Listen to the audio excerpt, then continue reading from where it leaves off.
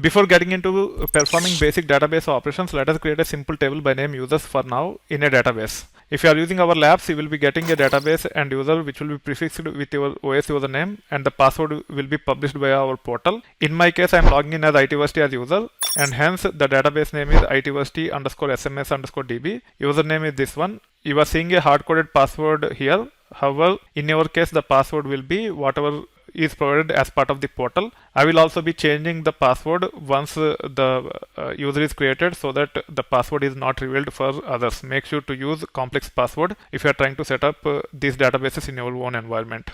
When it comes to running database commands, either you can use SQL magic command within Jupyter Notebook, provided it is set up and integrated with Jupyter Notebook, or you can use pSQL directly from the terminal by connecting to your host, or you can actually set up SQL Alchemy and start using it.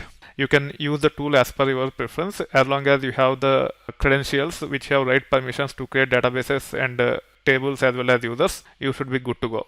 So in this case, I can use this command to connect to a remote Postgres server from the client.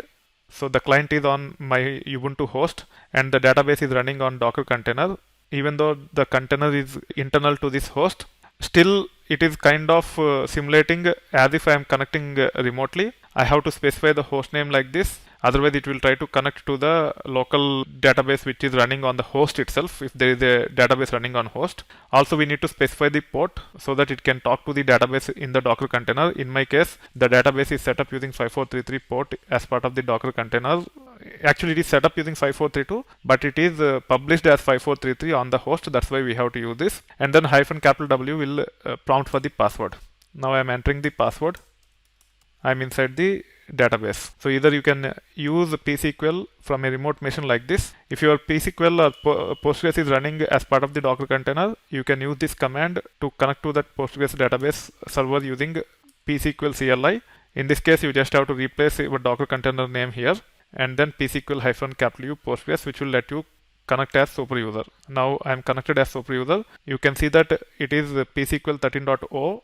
However, it is pSQL 12.4 because the Postgres client which is already set up in this host is a bit outdated compared to the Postgres version what we have as part of the server. That's why you see this discrepancy, but 12.4 client is compatible with 13.0 and hence it will work without any issues. Once you are connected to database, either by using SQL Alchemy or pSQL or whatever tool you want to use, you can actually create the database. Once again, I am reiterating, if you are using our labs for practice, there might be database already with this name along with the user where the password is published through portal. You just use the database and user. Don't try to create the database and user. Even as part of the projects, typically we don't create the database and users in higher environments other than the development. Even in development, typically architect will be taking care of it. Developers might not set the standards and start creating the databases by themselves. So I have created the database. I have created the user with password itversity !23. I will be changing this password at a later point in time. If you are using some cloud-based environment to take care of these database operations using Postgres, make sure the password is a bit complicated. Once the database is created and user is created, we need to ensure that the permissions on the database exists to the user created, and hence we have to run this to take care of that. Now we have the database and the user. I can actually connect to the database and start creating the tables using Jupyter Hub based environment. If you want to use Jupyter Hub based environment, especially on our labs, you need to make sure that you run this, and then you have to make sure that you use this URL. However, in this, you have to change the username, password, as well as the database name, and then you are good to go. Now to validate, I can run this, and I should be able to see the list of tables from information schema.tables, to which we typically have access to whenever we create a database and create a user and grant permissions on the database. You can see all the information schema tables here. As we haven't created any tables, we will not be seeing any user specific tables. You can also validate from here by running /d. It will list the tables. There are tables which are created for other purposes here, but nothing related to users. And these are all under public, and as I have logged in as Postgres, I am able to see all these tables. If I come out of this and if I use the new user to connect to the database, and if I try to run the /d command, I will not be able to see these details. So in this case, as part of the pSQL-U, I can either use this one or this one. Whatever you want to use, you can use. However, in this case, I don't want to connect as Postgres. I want to connect as itversity underscore SMS underscore user underscore SMS underscore user, and the database name is nothing but itversity SMS underscore DB. It is very important to set the database name also, because itversity SMS user do not have any permissions on other databases than this. That's why we have to specify the database name also here. Now you can hit enter and you can actually enter the password and you should be able to connect to the database. And if I say /d, you will not be seeing any tables here. Relation is nothing but a table.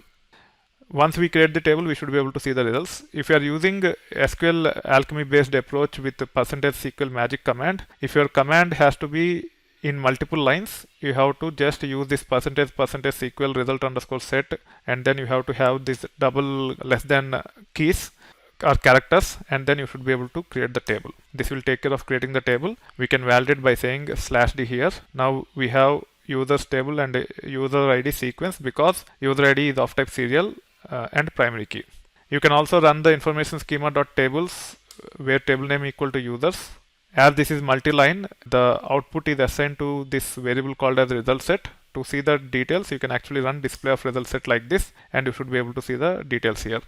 This is how you can get started with creating the tables and validating them. As we have successfully created the database and the table, it is time for us to understand the nuances behind DDL, DML and DQL hands-on. We will get into those details. If you are using our labs, you might have created the table, you might not have created the database, but that is fine. You don't need to worry too much about creating the databases. As long as you are able to create the table and you will be able to use the table for inserts, updates, deletes and select, we are good to go.